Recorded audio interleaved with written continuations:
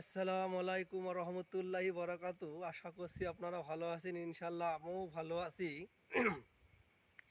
আবার আপনাদের মাঝে আসলাম কিছু কথা বলার জন্যে।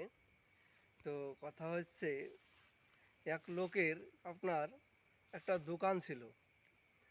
তো ওই দোকানে একটা তার কর্মচারী ছিল, তাই তার কর্মচারীর নাম ছিল ইসলাম। তো দেখেন, ওই কর্মচারী তার দোকানে বেশ কিছুদিন কাজ করে এবং বিশ্বাসী হয়ে যায়। তার তারপরে আপনার কিছুদিন পরে ওই মালিকের একটা মেয়ে ছিল। তো ওই মেয়ের সাথে আপনার এই দোকানের কর্মচারী ভালোবাসা করে। তো বেশ কিছুদিন জানতে না পারার পরে কিছুদিন পরে এই মালিক জানতে পারে যে তার মেয়ের সাথে এই কর্মচারী ভালোবাসা করে। তাই জানার পরে এই কর্মচারীকে মাইরি তাড়িয়ে দিয়েছে। তো এবার আপনার কিছুদিন পরে আপনার এই দোকানদার মন খারাপ করে বসে আছে। তাই দোকানে অনেক লোক আসছে, তারা জিজ্ঞেস করছে, আচ্ছা ভাই, কি ব্যাপার, তোমার মন খারাপ কেন, আর মন খারাপ করে বসি বা আসো কেন?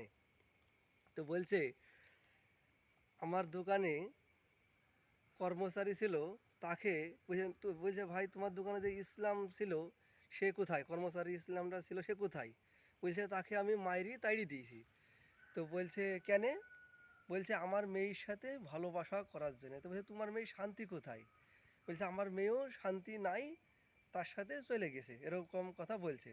তো এরকম কথা বলার কারণে এখন বলছে, ওই লোকগুলো বলছে যে ভাই, যেখানে ইসলাম নাই সেখানে শান্তিও নাই।